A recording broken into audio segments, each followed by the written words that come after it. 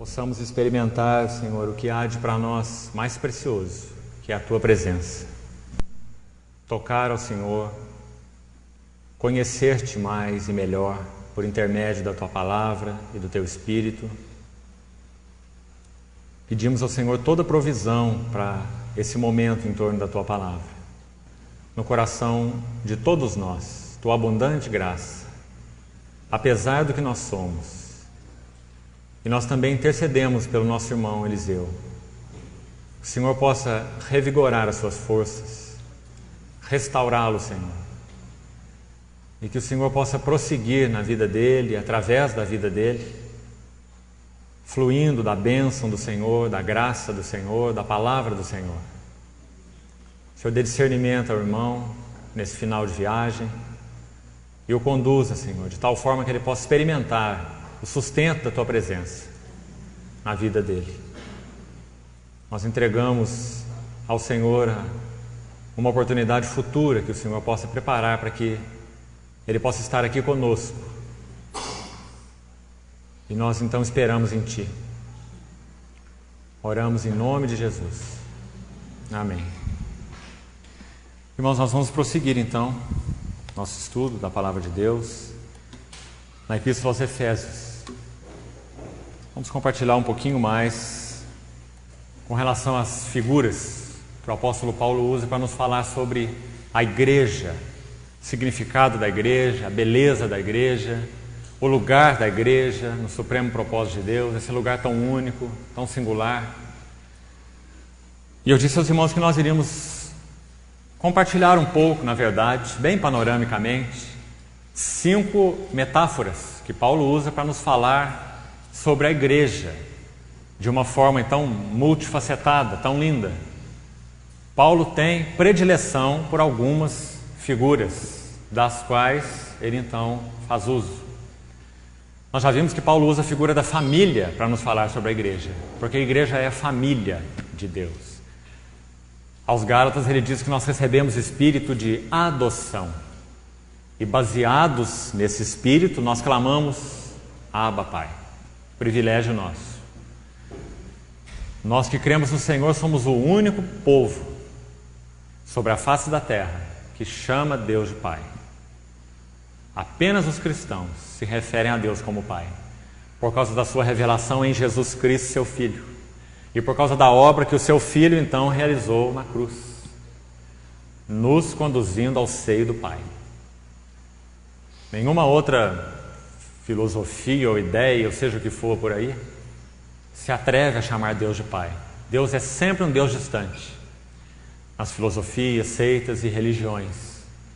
Mas com relação à igreja, aqueles que creem no Senhor Jesus, sua pessoa, sua obra, nós temos esse privilégio então de saber, conhecer e experimentar na mente, no coração, no espírito, que Deus é o nosso Pai. O Senhor disse assim: vós orareis assim. A primeira palavra, Pai. Pai nosso, que estás nos céus.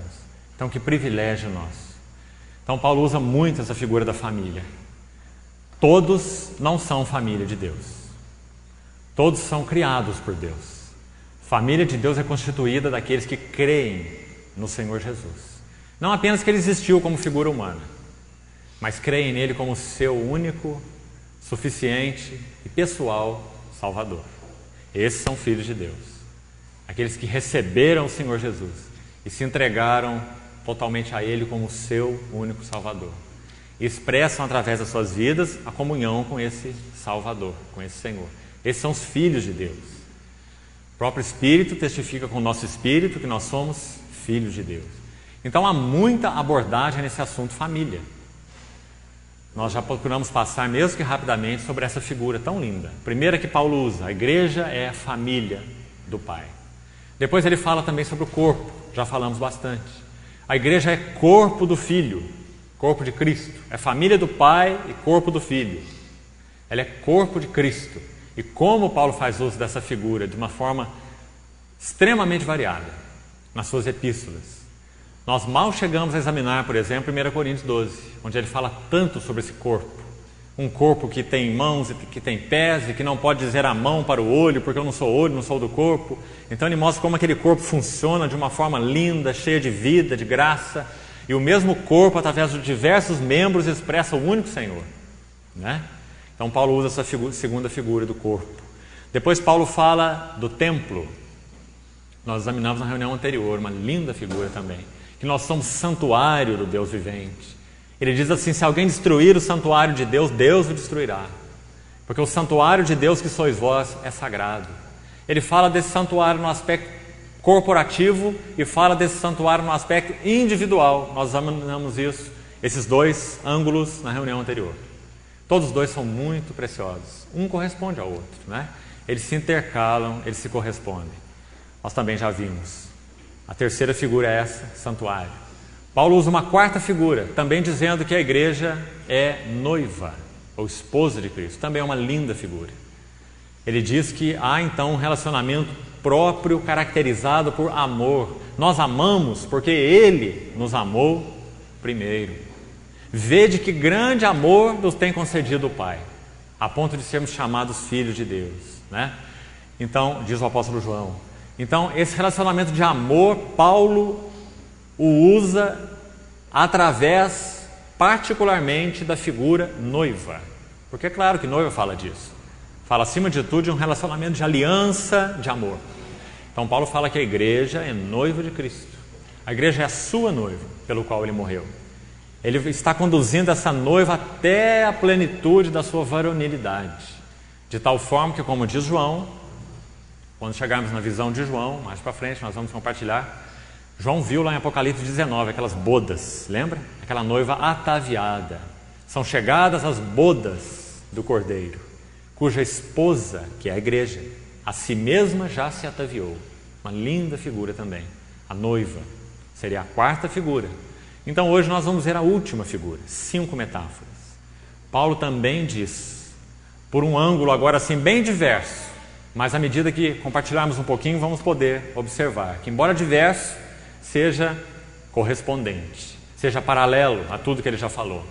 Paulo também diz que a igreja é um exército do Senhor, que a igreja é um guerreiro do Senhor. Naturalmente falando, tanta distância nessas figuras, não é? O que tem a ver uma família com exército? O que tem a ver uma noiva com exército? Quase que nada, não é? Praticamente nada. Mas Paulo usa a figura então por vários ângulos, porque ele quer destacar certas verdades usando aquelas figuras.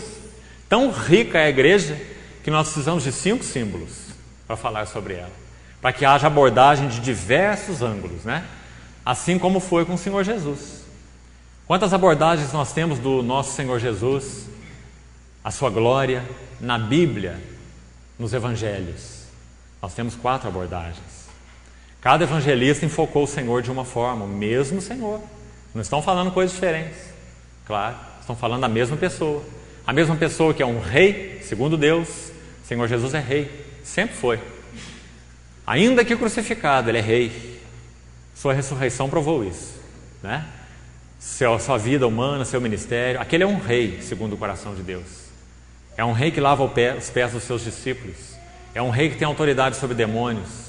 É um rei que ressuscita mortos. É um rei que multiplica pães, não é? E é um rei que assume aquela tarefa tão servil, como acabei de citar, de lavar pés dos seus discípulos. Então esse é o rei, Mateus fala dele. Marcos fala que ele é o servo segundo o coração de Deus. Ninguém é servo como ele. Ele é servo com S maiúsculo.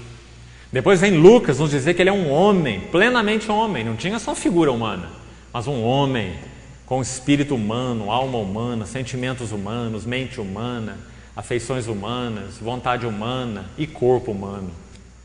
Tudo humano, menos o pecado humano, porque ele não foi concebido por um relacionamento normal de um homem com uma mulher, mas concebido pela ação de Deus, o Espírito Santo no ventre de Maria.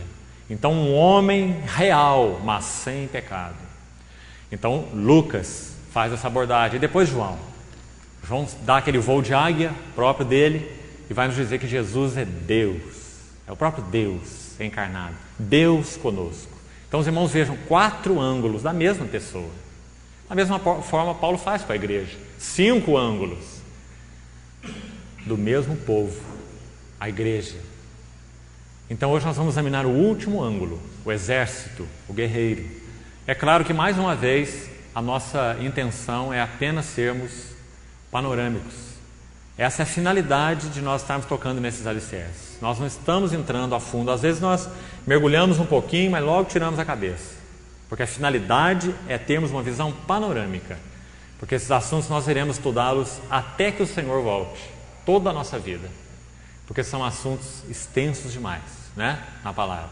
Então vamos fazer apenas uma abordagem panorâmica sobre a igreja como o exército ou o guerreiro, se quiserem. Vamos ler Efésios mais uma vez. Os irmãos já perceberam que Paulo em Efésios usa todas as 5 abordagens. Em Efésios ele fala que a igreja é família, no capítulo 2. Em Efésios ele fala que a igreja é santuário, também no capítulo 2. Em Efésios ele fala que a igreja é corpo, capítulo 3 e 4 também. Em Efésios ele fala que a igreja é noiva, capítulo 5.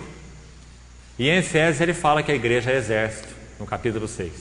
Todas as 5 figuras estão em Efésios. Porque Efésios é a carta da igreja, acima de todas as outras. É a carta em que Paulo mais fala sobre a igreja, na sua então forma tão facetada, né? Multifacetada, multicolorida. É a expressão que ele usa no capítulo 3, quando ele diz que pela igreja a multiforme, lembra? Multicolorida, sabedoria de Deus se tornará conhecida. A igreja mostrando, né, em uma face que ela é família, em outra face que ela é o corpo de Cristo, em outra face que ela é um santuário para Deus, em outra face que ela é a noiva de Cristo e vive em relacionamento de amor com Ele, e em outra face que ela é também um exército para Deus. Quanta coisa sobre um mesmo povo. Então vamos ver o que Paulo fala em Efésios capítulo 6 sobre a igreja como exército ou o guerreiro, né, de Deus.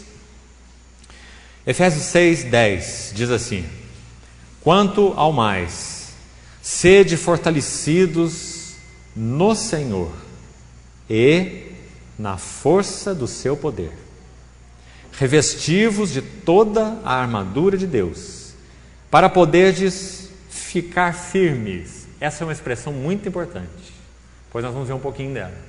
Ficar firmes contra as ciladas do diabo. Porque a nossa luta não é contra o sangue e a carne, e sim contra os principados e potestades, contra os dominadores deste mundo tenebroso, contra as forças espirituais do mal nas regiões celestes.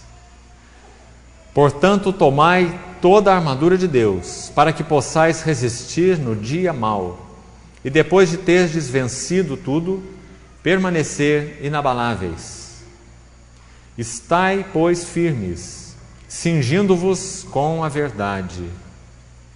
Primeiro item dessa armadura de Deus, a verdade. Vestindo-vos da couraça da justiça, calçai os pés com a preparação do evangelho da paz, embraçando sempre o escudo da fé, com o qual podereis apagar todos os dardos inflamados do maligno.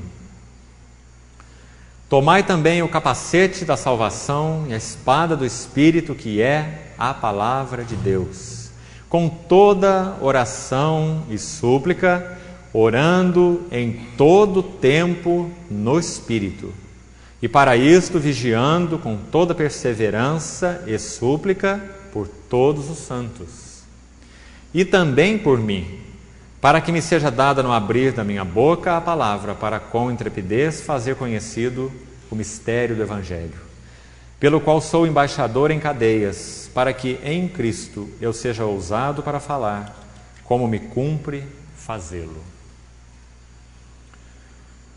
Irmão, é interessante que desde que o Senhor começou os seus tratos com o homem que Ele criou, Ele deixou muito claro que no seu trato com o homem haveria esse foco além de outros, além da comunhão, relacionamento, amor, submissão, obediência e muitos aspectos da relação do homem com Deus, o homem que Ele criou. Você vê lá em Gênesis, lá nos princípios de tudo. Mas eu queria que vocês notassem, eu vou citar o texto para você abrir sua Bíblia, Gênesis 2, verso 15. Abra sua Bíblia, por favor. Note que nesse versículo, desde o início, isso vai nos ajudar aqui com uma base, um fundamento. Desde o início que o Senhor então criou o homem, soprou nele aquele fôlego de vida, Ele já disse ao homem, preste atenção, Gênesis 2,15, Ele já disse ao homem que haveria um aspecto do relacionamento desse homem que Ele criou com Deus, que envolveria a questão da batalha. Preste atenção na sua Bíblia, Gênesis 2,15, o que está escrito aí? E colocou o Senhor Deus o homem no jardim. Não é assim que está escrito?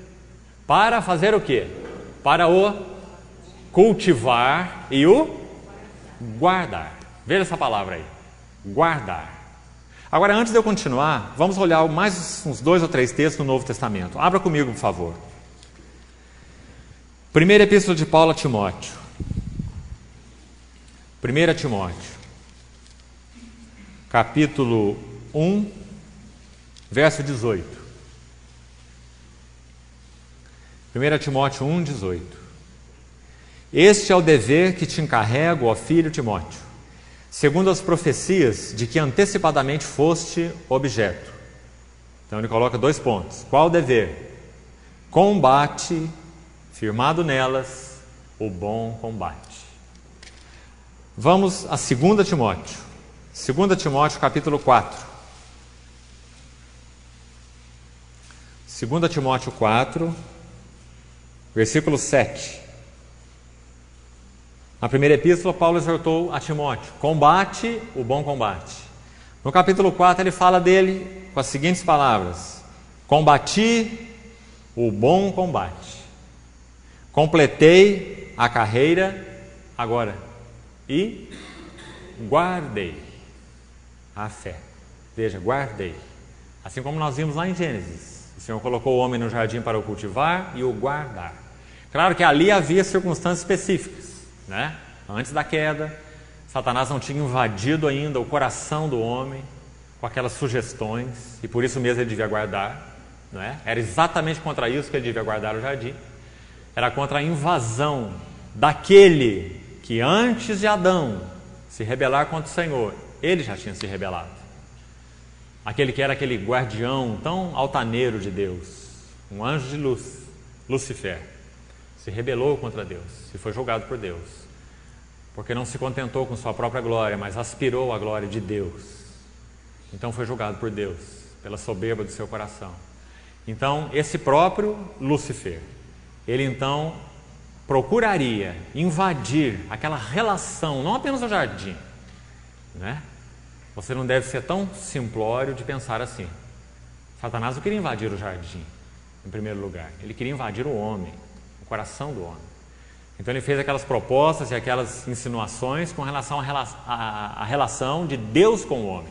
É assim que Deus disse: não comerás toda a árvore do jardim. Primeiro ele sondou, para ver se ali havia a palavra de Deus. Então o homem, em primeiro lugar, devia guardar. O que o homem devia guardar? A palavra de Deus. Porque Satanás bateu ali e fez o primeiro teste. É assim que Deus disse? Ele faz uma pergunta. E o homem devia estar preparado para responder. Então Satanás fala assim: é assim que Deus disse? Não comereis de toda a árvore do jardim. Veja que ele falou uma coisa errada, porque não é isso que o Senhor falou. Então Adão sabia que não era. Ele respondeu corretamente na primeira parte. Ele disse assim: de todas as árvores do jardim podemos comer. Realmente, foi isso que o Senhor falou. Mas aí ele vai fazer os acréscimos dele. Ele acrescenta algo ao que o Senhor falou. Ele diz assim: mas da árvore do conhecimento do bem e do mal não podemos comer e nem mesmo tocar nele. Mas o Senhor não falou nada disso. Mas Adão acrescentou isso. Ele já foi além da palavra. Seu primeiro erro. E depois, então, Satanás vem numa segunda investida, quando ele viu que Adão foi além da palavra. A palavra de Deus nos exorta em mais de um lugar que nós não podemos ir além do que está escrito. E quantos hoje têm ido além do que está escrito, alegando revelações pessoais? O Senhor me arrebatou e me revelou e me mostrou e tem mostrado isso e mais aquilo. Misticismo, indo além do que está escrito. O nosso fiel da balança para o discernimento de nossa vida cristã, do nosso andar, da nossa relação com Deus, é a palavra revelada da Bíblia e nada mais. Tudo que é acréscimo às Escrituras é espúrio.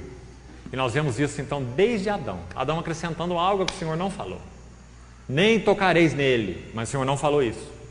Então Satanás faz uma segunda investida e agora ele é mais violento. Ele fala assim para Adão: é certo que não morrereis. Porque Deus sabe que no dia em que comerdes este fruto, vocês serão como ele, conhecedores do bem e do mal. Você consegue perceber o que Satanás está dizendo? Eu vou mudar as palavras para você entender. Satanás está dizendo assim: Adão e Eva, é o seguinte, se vocês tocarem nesse fruto e comerem dele, vocês vão ter tanto conhecimento quanto Deus tem. Agora, sabe qual é o problema de Deus? É que ele não quer ninguém igual a ele. Ele é um tirano. Então, se vocês forem igual a ele, ele vai ter um problema. Mas como para vocês verem? Vocês vão ter tanto conhecimento quanto ele. Satanás não estava mentindo totalmente. Toda meia verdade é uma meia mentira, né? Então Satanás usou uma meia verdade, que era uma meia mentira. Eles iriam ganhar um conhecimento que eles não tinham. Agora era um conhecimento em uma relação independente de Deus. Um conhecimento então que eles absolutamente não sabiam usar. Eles se tornaram conhecedores do bem e do mal, mas escravos do mal. E de certa forma escravos do bem. Toda religião sem Deus e sem Cristo, sem a cruz de Cristo, o valor expiatório de Cristo, é o bem sem Deus. Pratica o bem, faz as boas obras, faz o que você puder, ajuda os outros, dá esmola e faz mais o quê? Né? Mas o que é ensinado, que você vai para o inferno com todas as boas obras. Não é? Porque o caminho de salvação não é pregação do bem, é pregação de Cristo e a sua cruz. É uma pregação que nós, né, por nós mesmos, nunca somos capazes de fazer o bem. Porque tudo que provém de nós tem motivação errada. Tudo que nós fazemos é baseado em troca, seja ela qual for. Há pessoas religiosas que pensam assim: mas eu dou em oculto, eu dou em secreto, eu não troco com ninguém, ninguém vê o que eu faço, ninguém vê o que eu dou, ninguém vê a boa obra que eu pratico. Mas, irmão, muitas pessoas trocam consigo mesmas. Elas trocam com a sua própria consciência. Elas fazem aquilo para apaziguar suas consciências acusadas, culpadas, com o senso de dívida que elas têm diante de Deus e querem pagar com as obras. Essa é a religião do bem. Ela cheira tão mal aos olhos de Deus quanto a religião do mal. Porque o caminho de Deus não é o do bem e do mal, mas sim o da árvore da vida. E a palavra de Deus diz que o Senhor Jesus se tornou o nosso pão da vida. É nele que nós temos a vida. Não é através do bem e muito menos do mal, mas é através do Senhor Jesus que é a nossa árvore da vida. Então veja que a cabeça de Adão foi toda torcida naquela relação, naquele lugar que ele deu ao inimigo, ao invés de guardar a palavra de Deus. Primeiro há um acréscimo da palavra: não, nem podemos tocar. Deus disse que não é nem para tocar, mas Deus não disse isso. E depois Satanás investe, porque ele viu que de alguma maneira ele tinha um caminho ali. E diz assim: olha, é certo que vocês não vão morrer. Então ele aceita essa sugestão e faz o teste. E quando ele faz o teste, ele entra então numa confusão interior, espiritual, emocional e até física, terrível. A Bíblia nos mostra em Gênesis 3 o que aconteceu. Ele passou a ter vergonha de Deus, vergonha de si mesmo, vergonha da sua mulher, tratou de dar um jeito de se vestir, porque a sua nudez era uma vergonha. E quando Deus falou com ele, mais vergonha e mais medo, então escondeu atrás da árvore do jardim. Quando o Senhor o chamou: Adão, onde estás? Vergonha, medo, confusão. Resultado do pecado.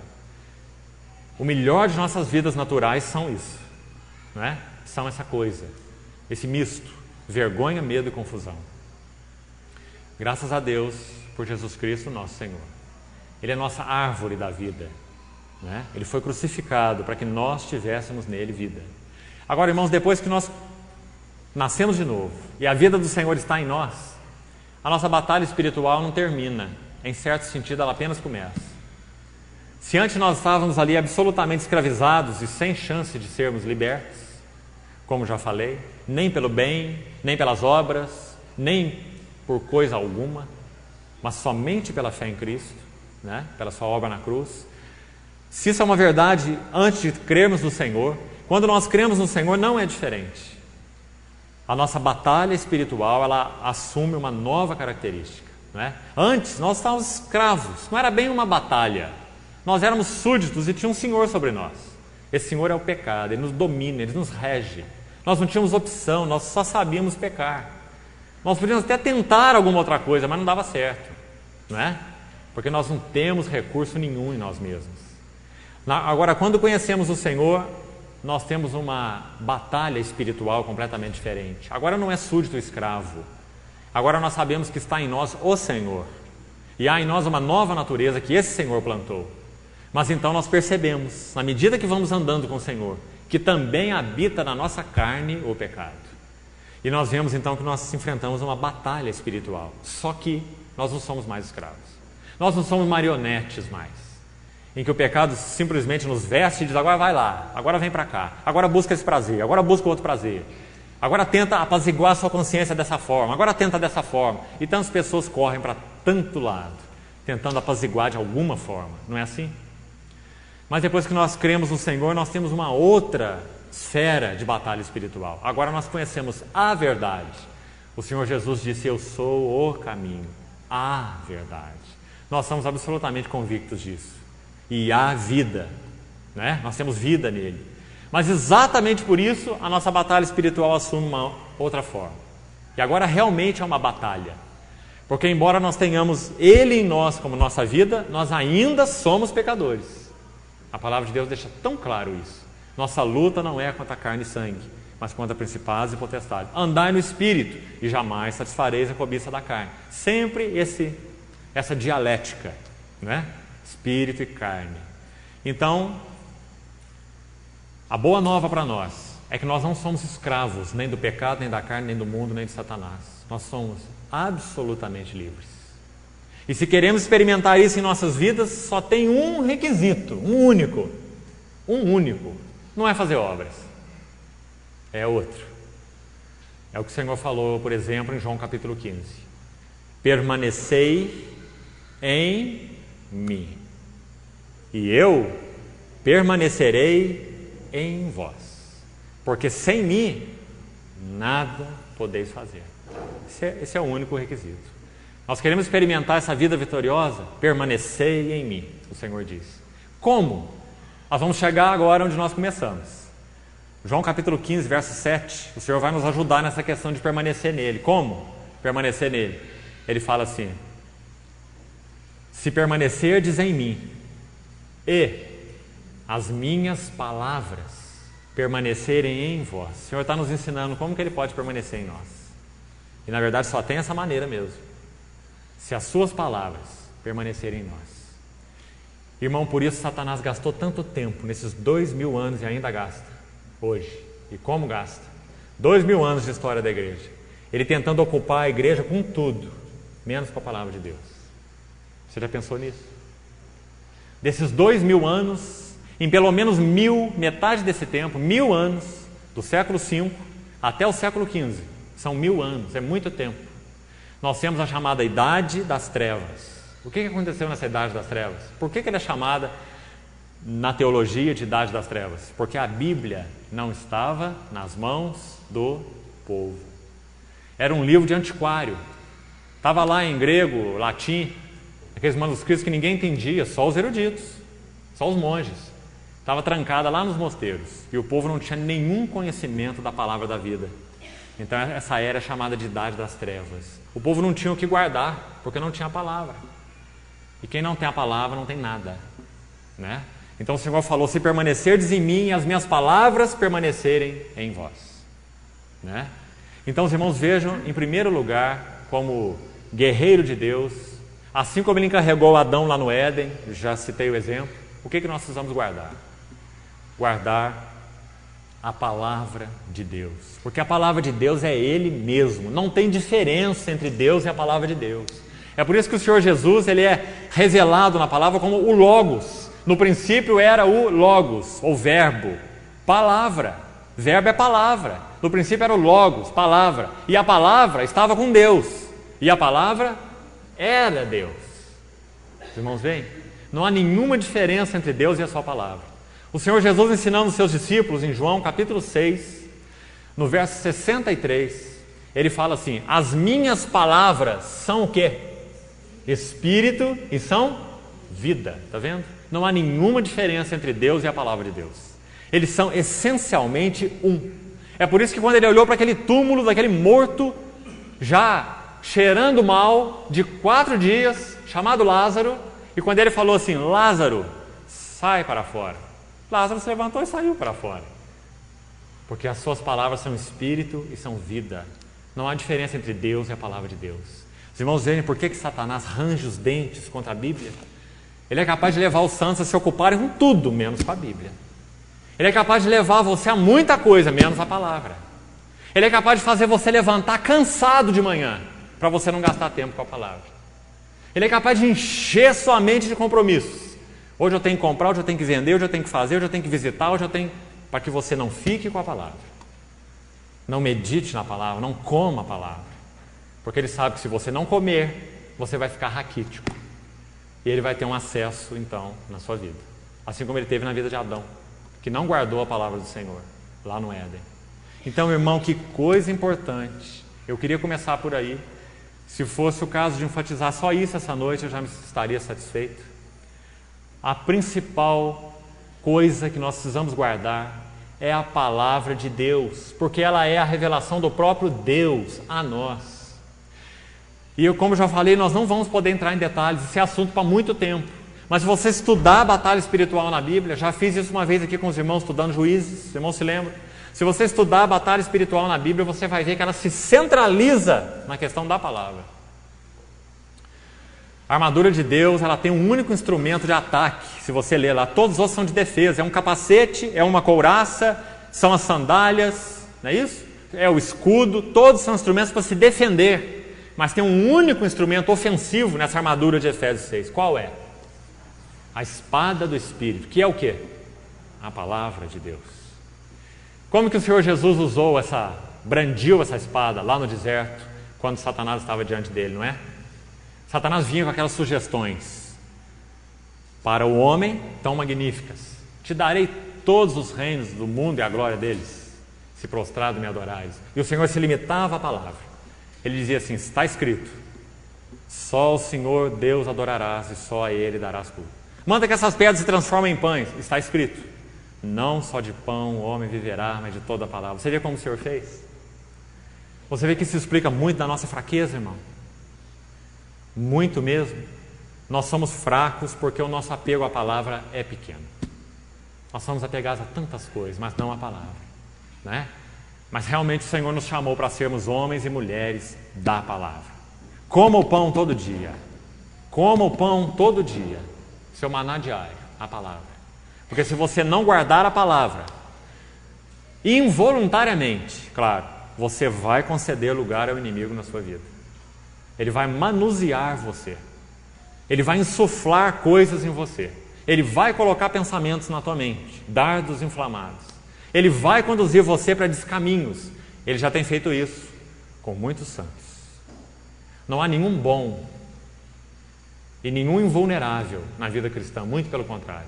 Todos nós somos vulneráveis, né? Então, essa é uma grande necessidade. Quando Paulo fala, combati o bom combate, o texto que nós temos aberto aí, completei a carreira e guardei a fé, eu queria que você visse isso por 2 ângulos. Eu entendo que, em primeiro lugar, Paulo está se referindo ao bom depósito, porque esse é o foco de Timóteo, tanto primeiro quanto segundo. Ele fala para Timóteo, usando a mesma palavrinha guarda, ele fala na primeira carta, guarda o bom depósito, mediante o Espírito Santo que há em nós. E aqui ele fala, guardei a fé. Então, na carta a Timóteo, essas palavras fé e bom depósito e sã doutrina, elas são a mesmíssima coisa.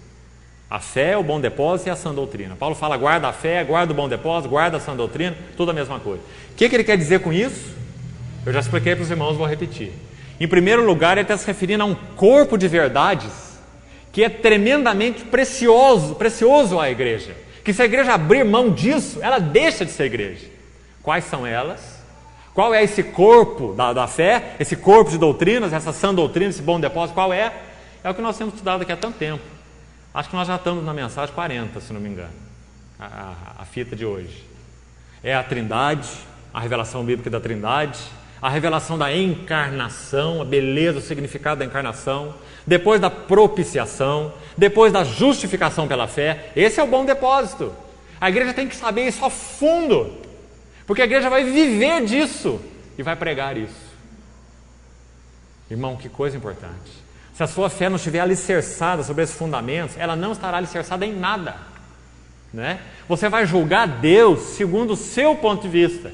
Você vai julgar Deus pelas circunstâncias. Você vai julgar Deus pelo seu bem-estar. Você vai julgar Deus pelo que acontece com você ou não. Não é? Você não vai ter um parâmetro seguro. Não, Deus é bom, não importa o que aconteça. Deus é fiel, não importa se eu estou num leito de dor, de enfermidade crônica. Ele é bom, fiel e amoroso, e isso não muda absolutamente. Se você conhece Deus assim, então sua fé tem fundamento. Se você não conhece Deus assim, você não tem nada em mãos, né? Então, irmãos, esse é a fé que Paulo está falando aqui em Timóteo. Eu guardei a fé, né? Ele guardou e pregou, como apóstolo, como mestre, como pregador, né? Então, irmão, essa é a primeira coisa que nós temos que guardar. Então, a palavra de Deus, tanto no sentido de revelação, dos fundamentos, o corpo de doutrina, quanto no sentido subjetivo, né? Nossa fé pessoal, nossa relação com Deus. Mas creio que nesse texto, o primeiro significado é esse corpo de doutrinas. Agora, é claro que não é só doutrina, são fatos referentes ao nosso Senhor, não é isso? Então você vê que a fé aqui, seja no sentido objetivo, esse corpo de doutrina, ou no sentido subjetivo, o ato de nós crermos, na verdade eles se entrelaçam, não é? Imagine a tristeza de você, por exemplo, poder conhecer a sua esposa só baseado no que ela faz, apenas no que ela faz. Imagine que pobreza, não é? Você conhecer uma pessoa com a qual você vive em aliança só baseado no que ela faz. Você não conhece quem ela é. Imagine a pobreza disso. Então nós também não conhecemos o Senhor baseado apenas nos fatos objetivos, que Ele é um Deus triuno, que Ele se encarnou, que Ele foi ao Calvário, que Ele ressuscitou. Esses são tremendos fundamentos, mas não é só assim que nós conhecemos o Senhor. Nós conhecemos porque é esse que é triuno, esse que se encarnou, esse que nos justificou pela graça, esse que ressuscitou, mora em nós, habita em nós pelo seu Espírito. O Espírito de Deus testifica com o nosso Espírito que nós somos filhos de Deus. É uma questão de ser, não é uma questão de fazer, né? Então, irmão, que coisa importante, esse guardar, não é? Eu estou me detendo nisso porque esse é o fundamento da batalha espiritual. Se nós não vamos discorrer sobre esse assunto, porque a finalidade não é essa, eu queria que você ficasse então com a essência, o suprassumo, o mais importante. A igreja é exército de Deus, a quinta figura que Paulo usa é o guerreiro de Deus. Então o que significa isso? Significa que, como ele diz em Efésios, nossa luta não é contra carne e sangue, não é? Contra homens, contra circunstâncias, contra uma coisa aqui, outra coisa ali, não é? A nossa luta é contra principados e potestades nos lugares celestiais. E como que nós lutamos? Guardando a palavra, conhecendo a Deus em Cristo, alimentado com as palavras. Paulo não falou isso para Timóteo, você lembra? Timóteo, você deve ser um servo alimentado com as palavras da fé e da boa doutrina que tem seguido. Timóteo, até a minha chegada, aplica-te à leitura das Escrituras, à meditação e ao ensino, não é? Timóteo, medita nessas coisas e nelas ser aplicado ou diligente, para que o teu progresso, nós estudamos isso no domingo passado, teu progresso a todos seja manifesto. Está vendo como Paulo procurava ligar Timóteo à palavra? E você? Você procura ligar a tua esposa a quê? Você procura ligar teu marido a quê? Você procura ligar teus filhos a quê? Você procura ligar os irmãos da igreja a quê?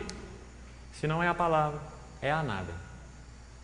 Porque a palavra é o nosso fundamento, né? É a nossa base. Nós exortamos com a palavra, pastoreamos com a palavra, servimos de acordo com a palavra, né? Edificamos uns aos outros com a palavra, orada, cantada, pregada, compartilhada, em todos os níveis. É a palavra, não é? A palavra é o foco da nossa vida, do nosso viver e do nosso reunir, né? Então, irmãos, isso realmente é muito importante na nossa visão da igreja como exército de Deus. Guarda porque o dia mau é certo. Esse texto de Efésios 6, de 10 a 20 é tão lindo, irmãos, é tão rico, expressões aí tão significativas. Mas como já falei, a finalidade não é entrar a fundo e estudar, mas pense alguma coisa aí para a sua edificação. Vamos ficar só com esse texto para abordar esse assunto. Pense alguma coisa aí. Veja que Paulo fala, vou destacar algumas coisas desse texto para os irmãos. Abra de novo sua Bíblia em Efésios 6. Vou destacar algumas expressões aí. Veja que Paulo fala assim nesse texto, olha. Primeira expressão que seria interessante destacar. Verso Efésios 6, vamos abrir lá de novo. Verso 10. Quanto ao mais, sede fortalecidos, duas palavras aí agora no verso 10. No Senhor, veja, e na força do seu poder. Se você quiser saber mais sobre essa palavra, precisa ler Efésios inteiro, para ver o contexto, né?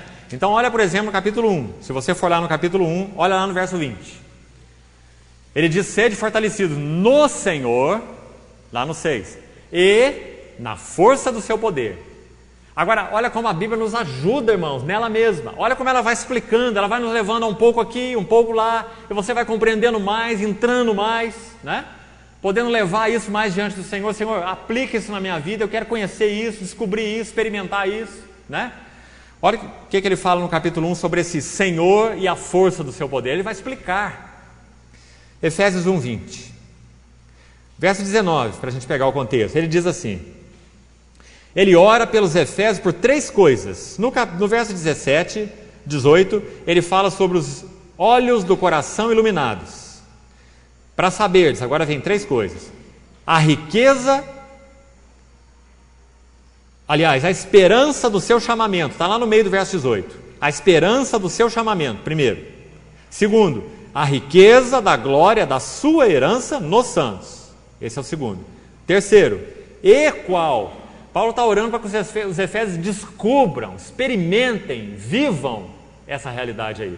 Olha o verso 19. E qual a suprema grandeza do seu poder para com os que cremos. Nós somos os que cremos, né?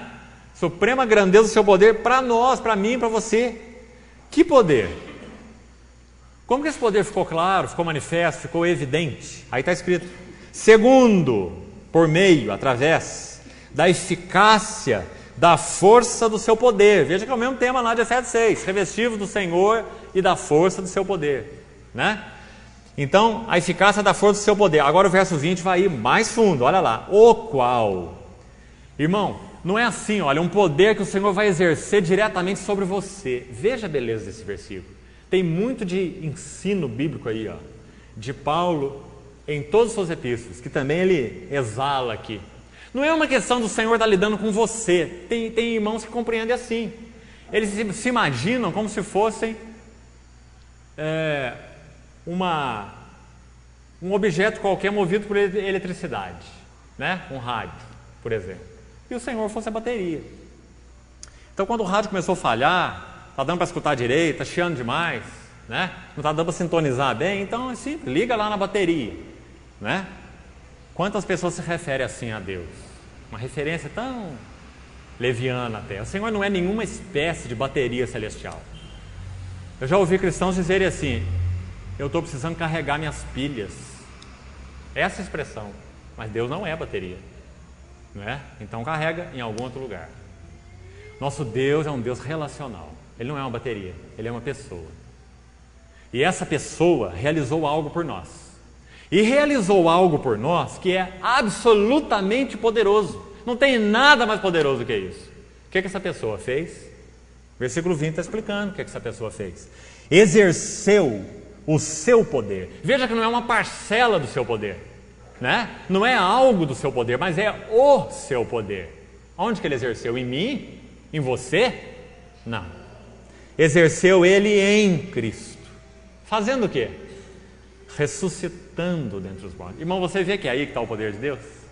Então agora vamos fazer uma pergunta: como experimentar o poder de Deus em nossas vidas? Como? Você pode responder assim, ó, pela oração, pelo jejum, pelo sei lá o quê, né? Mas não são respostas satisfatórias, porque são meios de graça, meios. Como nós podemos experimentar o poder de Deus? Em Cristo. Porque nele Deus exerceu o seu poder, tragando a morte. Esse texto fala da ressurreição, que é um dos alicerces da nossa fé. Ele ressuscitou o Senhor dos mortos. Aí está o poder. Foi por isso que o Senhor falou, voltando agora em João 15, permanecei em mim, e eu permanecerei em vós. Porque sem mim nada podeis. Olha o poder aí. Nada podeis, não tem poder sem mim, sem Ele, sem mim, nada podeis fazer. Então o Senhor, Deus exerceu todo o seu poder, arrancando Cristo da morte, não é? Ressuscitando dentre os mortos. Se eu e você habitamos em Cristo, numa relação com Ele, né? Comendo a sua palavra diariamente, momento após momento, mantendo a sua palavra no nosso coração. Em Colossenses, Paulo diz isso: habite ricamente, não pobremente, não superficialmente, mas habite ricamente em vós o quê? A palavra de Cristo. Efésios 3,15, né? Instruí-vos e aconselhai-vos. Que jeito? Com o que der na sua cabeça? Com psicologia? Não. Instruí-vos e aconselhai-vos com a palavra, claro, não é? E em Efésios 3, quando ele ora pelos irmãos, ele fala a mesma coisa, para que vocês, dessa forma, arraigados, alicerçados, possam chegar a toda a plenitude de Deus, compreender o amor de Deus, não é? Então, irmãos, isso é fundamental na nossa relação com o Senhor. O Senhor não tem poder para te dar, esquece isso. Ele já despejou todo o seu poder em Cristo, assim como tudo dele está em Cristo. Toda sua justiça está em Cristo, porque Cristo é Deus. Toda sua santidade, sua glória, seu amor, sua misericórdia, sua verdade. Cristo é tudo. Cristo é tudo e em todos os que creem. Não é isso que Paulo fala? Então ele já exerceu o seu poder, está escrito aqui, exerceu ele em Cristo, não é em mim, não é em você. Ressuscitando dentre os mortos e fazendo sentar à sua direita nos lugares celestiais. Presta atenção aqui, fazendo sentar à sua direita nos lugares celestiais. Quem está sentado? Cristo, segundo esse texto. Mas vai para Efésios 2. Vai para Efésios 2 e lê o versículo 5 e 6. O que está escrito lá? Efésios 2, 5 e 6. Estando nós mortos, essa é a nossa cooperação. Nossa cooperação no propósito de Deus. Nós entramos com a morte, né? Então, estando nós mortos nos nossos delitos. Olha aí o tamanho da nossa cooperação, né? Diante do que Deus fez, eu entro com a morte, eu entro com os pecados, no que concerne a minha salvação, né? Ele nos deu vida diretamente? Diretamente? Não. Juntamente com Cristo. Você vê que tudo é juntamente com Cristo? Os irmãos estão vendo? Tudo é juntamente com Cristo. É vida juntamente com Cristo, é ressurreição juntamente com Cristo, é assentado nos lugares celestiais juntamente com Cristo, não é? Então, irmão, não tem nenhuma parcela de poder guardada no céu para você te esperando, para que você ore e receba. Não. O Senhor te chama para você habitar nele. E se você habitar nele, você tem todo o poder para uma vida vitoriosa, para uma vida triunfante. Agora, desligue-se do Senhor e você cairá. Sem mim, nada podeis fazer.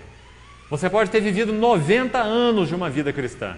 Desligue-se do Senhor e você vai cair aos 90 anos de idade. Porque sem mim, nada podeis fazer. Juntamente com Ele nos ressuscitou. Então o verso 6 diz a mesma coisa lá do capítulo 1. Nos fez assentar nos lugares celestiais em Cristo. Não é à toa que Paulo usa a expressão em Cristo em torno de 250 vezes nas suas epístolas. 250 vezes, em 3 epístolas. É muita coisa. Em Cristo, em Cristo, em Cristo. Só assim nós podemos ser guerreiro de Deus.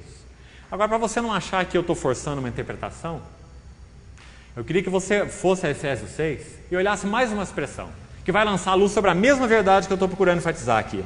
Efésios 6, 11 agora. Revesti-vos de toda a armadura de Deus. Olha agora a expressão, para poderes ficar firmes. Os irmãos estão vendo que é uma posição de permanência, não é uma posição de ser arrojado, não é uma posição de você fazer uma ofensiva a um território inimigo, não é. O Senhor Jesus já fez a ofensiva dentro do Hades, como diz a palavra, não é? Aquela jornada ultratumba do Senhor. 3 noites o seu corpo no túmulo, mas o seu espírito muito ativo. A Bíblia diz que em espírito ele pregou, por exemplo, aqueles que foram desobedientes na época de Noé. Pedro nos diz isso, lembra? Então Jesus faz uma jornada ultratumba antes de ressuscitar no domingo. E nessa jornada ele cumpre muitas coisas, muitas coisas. Uma delas é pregar o Evangelho lá naquele Tártaro, aquela região onde aqueles desobedientes estavam presos, desde a época de Noé, não é? Pedro nos aborda lá esse difícil assunto. Então veja que tremendo poder Deus exerceu em Cristo. E quando Ele ressuscitou a Cristo, Ele ressuscitou Cristo. Nós, só por inferência, né? Só porque nós pertencemos a Ele. Só porque Ele repartiu sua vida conosco, então nos uniu a Ele. Por isso nós experimentamos o poder da ressurreição.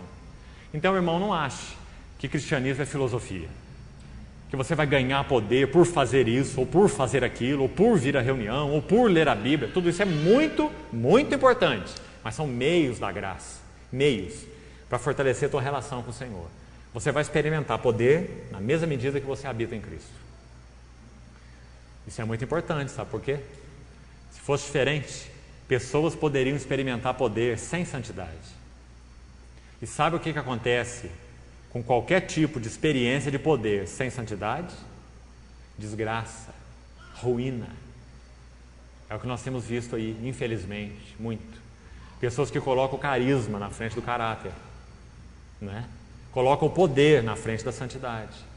Vivem vidas secretas que não agradam a Deus, mas querem esbanjar poder de Deus. E nós já temos aí exemplos após exemplos de onde isso vai parar, né? Quedas as mais terríveis, porque Deus não se deixa enganar, não se deixa subornar, né? Então, irmãos, a nossa relação com o Senhor é dominante nesse assunto de poder. Poder não é uma coisa, poder é uma pessoa, é o Senhor. Para poderes ficar firmes. E olha que lá para frente, um pouquinho mais, versículo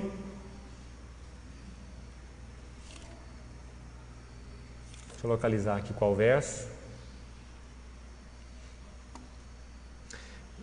13.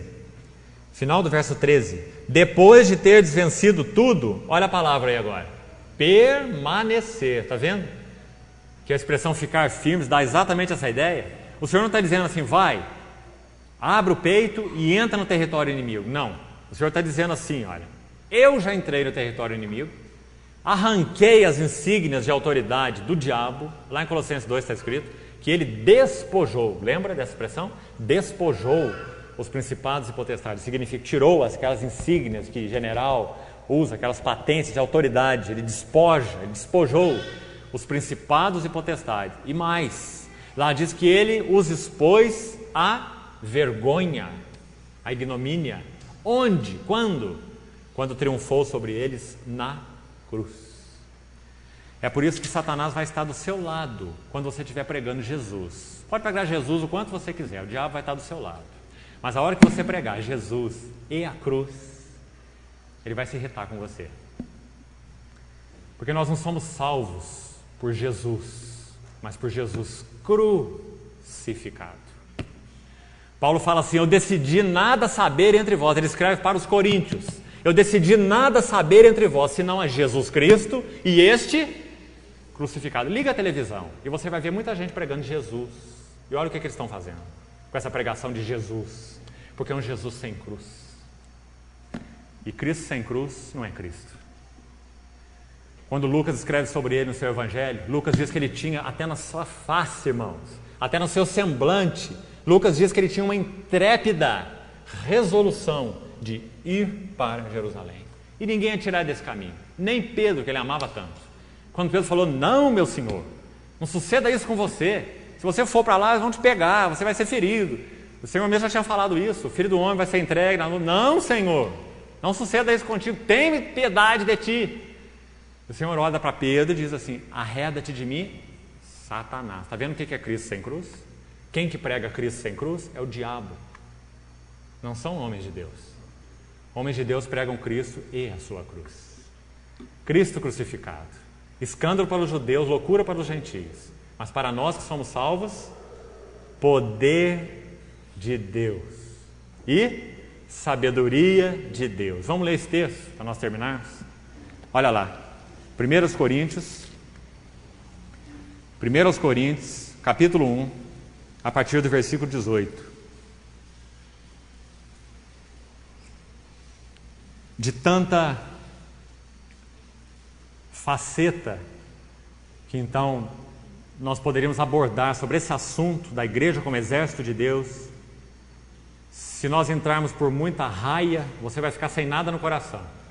Então eu queria ser bem focalizado nessa noite, para que você guarde uma coisa no coração: a necessidade de se guardar a palavra de Deus na sua relação com Cristo. Só isso. Guardar a palavra de Deus na sua relação de comunhão com Cristo. Você não precisa de nada mais, só do Espírito e da palavra, nada mais. Orando em todo o tempo no Espírito. Lembra que Paulo fala lá em Efésios 6? Né? O escudo da fé para apagar os dados inflamados do maligno, a espada do Espírito, que é a palavra de Deus, orando em todo o tempo no Espírito. O Espírito e a palavra sempre estão juntos, sempre juntos. Enchei-vos do Espírito, Efésios. Habite ricamente em vós a palavra de Cristo, Colossenses. Pedro disse: nós nos consagraremos à oração e ao ministério da palavra. Essas duas coisas sempre andam juntas. Não pode se separar. Se você separar o Espírito da palavra, você vai ser um místico. Se você separar a palavra do Espírito, você vai ser um intelectual. E nem o místico, nem o intelectual tem utilidade para Deus. O Espírito e a palavra têm que andar juntos. Vamos ler esse texto então, para nós encerrarmos. E que palavra? A palavra da cruz. Porque ali Deus exerceu o seu poder. Ali Deus revelou o seu caráter. Ali na cruz Ele se mostrou absolutamente santo. E nós absolutamente pecadores. Ali na cruz Ele deu um não para você e para mim. Você não pode. Para de tentar se justificar. Você não pode. Não é? Então é por causa dessa palavra não que os judeus achavam aquilo, os gentios também, um escândalo. Isso é loucura. Isso é uma loucura. Como que Deus pode descer a um nível tão baixo? É porque o homem desceu a um nível tão baixo. Por isso que Deus desceu a um nível tão baixo. Ele não precisava. Ele podia ficar lá, recebendo adoração, glória, louvor, de tudo que Ele criou. Ele é Deus. Então, quando os sábios desse século perguntarem para você por que Deus desceu a um nível tão baixo, responda para ele que é porque você desceu a um nível tão baixo. Ele se despiu da sua glória e se fez servo, obediente até a morte, e morte de cruz, porque isso era absolutamente necessário. Então, 1 Coríntios 1, verso 18 diz assim: certamente, não tem nenhuma lenga-lenga aqui, não é? Não tem nenhum tipo de conjectura aqui, tem um certamente.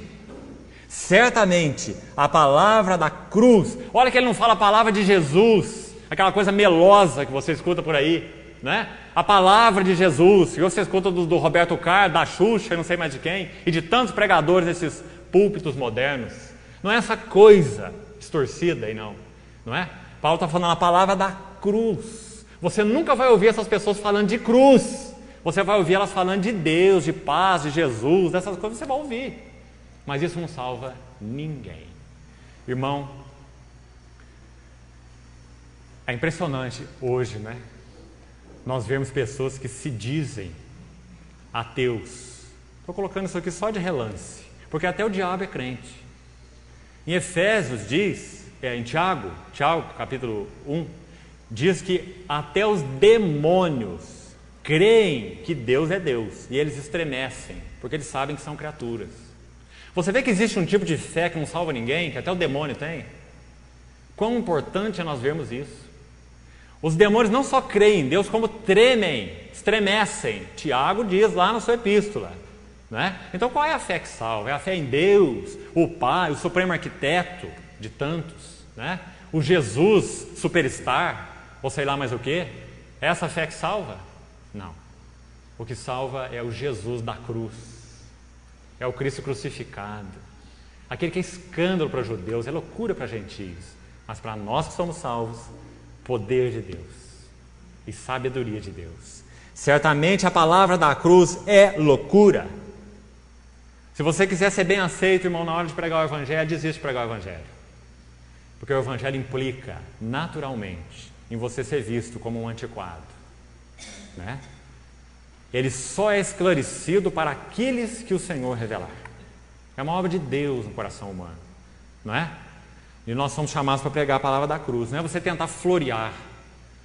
A teologia do século XX, muitos teólogos aí, grandes intelectuais, e a maioria deles mais nada, só intelectuais, Tentaram usar a filosofia como ferramenta para interpretar a teologia e fizeram uma bagunça tremenda. Usaram a filosofia, não, olha, Jesus, ele se encarnou por causa disso, por causa daquilo, e tenta explicar e burilar a verdade. E por que na filosofia diz que a essência não sei do que, e você vai ver eles usando a filosofia para tentar interpretar a teologia, como se a teologia precisasse da filosofia. Paulo era por natureza um filósofo, não tenha dúvida disso. Mas quando ele escreve para os Coríntios, ele fala assim, eu decidi nada saber entre vós, porque nada disso interessa para vocês. O que interessa para salvar vocês e edificar vocês é Cristo Jesus e este crucificado. E quando eu estive no meio de vocês, eu não fiz uso de oratória, de retórica de linguagem, de filosofia humana, está escrito no capítulo 2 aí, dessa epístola. Mas eu estive no meio de vocês em demonstração do Espírito e de poder, para que a sua fé de vocês, não se apoie em sabedoria humana, em filosofia, palavras bonitas, em oratória, eloquência, nada disso, mas no poder de Deus. Os irmãos estão vendo? Paulo tinha um ministério tão focal, né? Então, vamos ler o finalzinho desse texto para a gente terminar, que o tempo já acabou. Versículo 21. 1 Coríntios 1, 21. Visto como na sabedoria de Deus, que é Cristo encarnado, essa é a sabedoria de Deus, o mundo não o conheceu. João diz que ele veio para que era seu, os seus não receberam. O mundo não o conheceu por sua própria sabedoria, ou a sabedoria do mundo, não foi capaz de reconhecer o Senhor encarnado. Então aprove a Deus salvar, não os que sabem, não os que entendem, mas os que creem. Que coisa linda, né? O Senhor é capaz de salvar o louco e condenar o sábio. Porque o sábio apoia no que ele crê, não é? O inepto, se o Senhor lhe revelar quem é Cristo, ele vai crer, isso não depende de inteligência, não é? Aprove a Deus salvar os que creem pela loucura da pregação. A pregação de hoje não é loucura. A pregação de hoje é aceita pelo mundo. A igreja está cheia de mundanos. Pessoas que acharam que se converteram, mas que nunca se converteram.